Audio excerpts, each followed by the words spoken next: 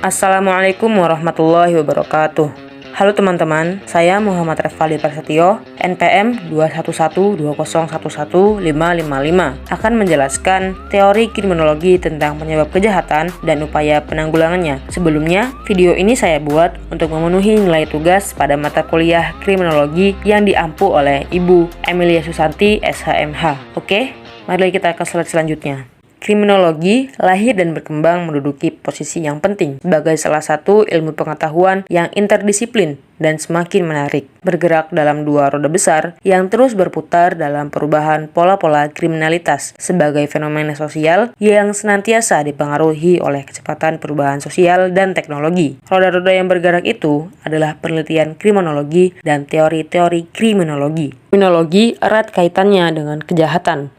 Namun, apa sih kejahatan itu? Sebenarnya, kejahatan memiliki beberapa arti.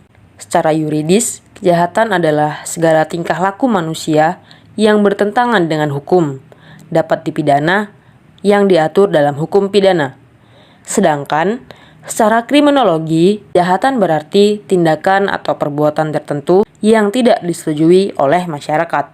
Menurut Edwin Sutherland, kejahatan memiliki arti suatu perilaku yang dilarang oleh negara karena merugikan terhadapnya.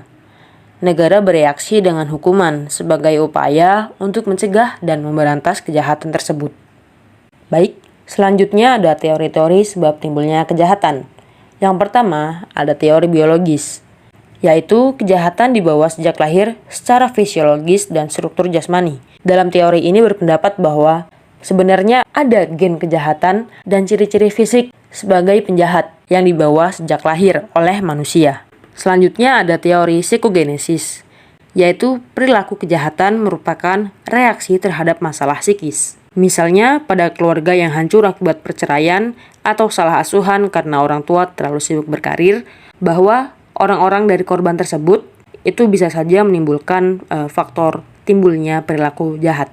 Teori berikutnya adalah teori sosiogenesis, menyatakan perilaku yang jahat dibentuk oleh lingkungan yang buruk dan jahat pula. Jadi, lingkungan yang buruk dan jahat merupakan sarana belajar bagi penjahat-penjahat lain, penjahat yang akan datang. Berikutnya ada teori subkultural delinquency, menyatakan penyebab kejahatan dilihat berdasarkan letak suatu daerah tertentu, tempat terjadinya suatu kejahatan. Intinya, ada tempat yang mengundang suatu perilaku jahat, mungkin tempat sepi, tempat yang jalannya jelek, atau tempat yang jauh dari pemukiman warga. Lalu bagaimana sih upaya penanggulangan kejahatan? Yang pertama ada upaya preemptif, yaitu upaya penanaman nilai-nilai dan norma-norma yang baik, sehingga norma-norma tersebut terinternalisasi dalam setiap diri seseorang. Yang kedua ada upaya preventif, fokus menghilangkan kesempatan untuk melakukan kejahatan. Upaya ini berpendapat mencegah kejahatan itu lebih baik daripada mendidik penjahat menjadi lebih baik kembali. Yang terakhir ada upaya represif, yaitu upaya yang dilakukan setelah terjadi kejahatan, yang tindakannya berupa penegakan hukum dengan menjatuhkan hukuman, menindak para pelaku kejahatan sesuai dengan apa yang ia perbuat. Oke, selanjutnya ada contoh kasus yang dihubungkan dengan teori-teori yang telah dijelaskan sebelumnya. Contoh kasusnya, maraknya kasus pembegalan yang terjadi di wilayah kebun karet milik PT PN7 Trikora yang berlokasi di Kecamatan Jati Agung, Lampung Selatan.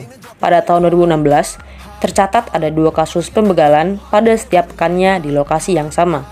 Pada kasus ini, tindak kejahatannya dapat disebabkan oleh faktor keadaan lingkungan kebun karet yang sepi, jarang dilewati masyarakat, jarang terdapat aktivitas selain dari petani karet, dan kondisi jalan yang kurang baik. Apabila dihubungkan kepada teori yang sudah dibahas sebelumnya, maka dapat disimpulkan bahwa penyebab kejahatan ini yaitu dari teori subkultural delinquency. Baik, sekian dari saya. Terima kasih. Wassalamualaikum warahmatullahi wabarakatuh.